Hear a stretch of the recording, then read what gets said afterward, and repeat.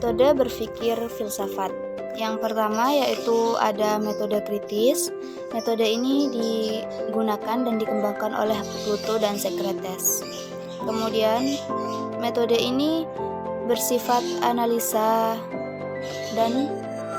istilah dan pendapat. Kemudian disistematiskan dalam hermeneutika yang menjelaskan tentang keyakinan dan berbagai pertentangannya. Kemudian yang kedua yaitu metode filsafat intuitif. Metode ini dikembangkan oleh Bergson dan Plotinus. Metode ini sering sekali dikatakan sebagai metode yang tidak mampu pada intelektual dan rasionalisasi manusia, tetapi tidak bersifat anti-intelektual.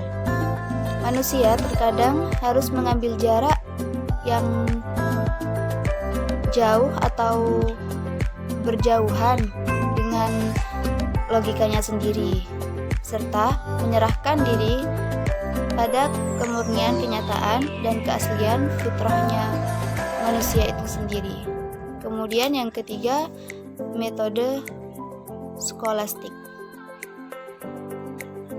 Metode ini berkembang pada abad pertengahan, yaitu abad 1225 dan sampai 1247. Yang menganjurkan metode ini adalah Thomas Aquinas. Pada masa klasik, Aristoteles juga dikatakan sebagai pengguna metode ini. Sesuai dengan namanya, metode skolastik menunjukkan kaitan yang erat dengan metode mengajar. Metode fenomenologis.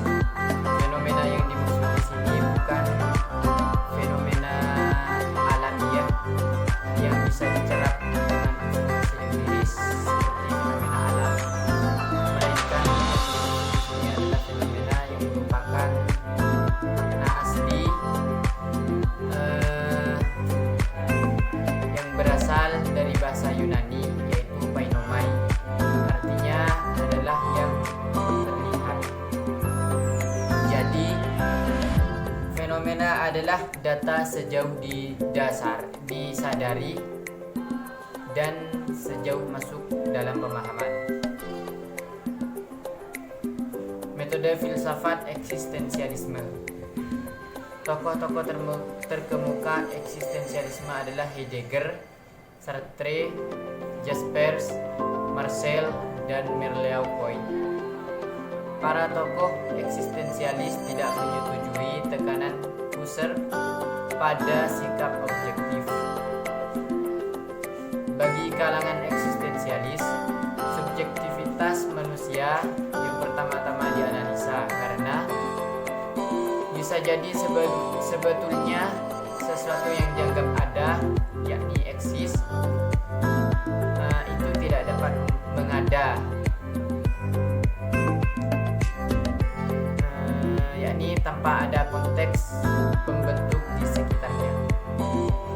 Seterusnya, metode analitia bahasa. Metode ini meneliti dan membedakan permainan-permainan bahasa itu untuk mendapatkan keyakinan yang lebih baik. Juga menetapkan peraturan masing-masing bahasa agar tidak terjadi kekeliruan logis dan kesalahpahaman yang disebabkan oleh kerancuan dalam makna kata. Kegunaan filsafat. Filsafat dapat membentuk pengalaman seseorang secara lebih kreatif atas dasar pandangan hidup atau ide-ide yang muncul karena keinginannya. Berfilsafat mengajak manusia bersifat arif, berwawasan luas terhadap berbagai problem. Manusia diharapkan memecahkan problem tersebut dengan cara mengidentifikasikannya agar jawaban-jawaban yang dapat diperoleh itu dengan mudah. Yang pertama, filsafat yakni sebagai pendobrak, yakni artinya bahwa filsafat mendobrak keterjungkungan pikiran manusia.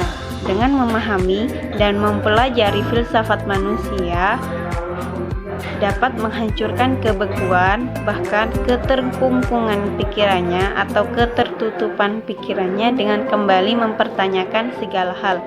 Pendobrakan ini bisa membuat manusia terbebas dari kebekuan dan keterkungkungannya. Yang kedua, yakni filsafat sebagai pembebas. Bagi manusia, filsafat berperan sebagai pembebas pikiran manusia. Pembebasan ini membimbing manusia untuk berpikir lebih jauh, lebih mendalam, lebih kritis atas segala hal, sehingga manusia bisa mendapatkan kejelasan atas keterangan atau atas keseluruhan pertanyaan tersebut.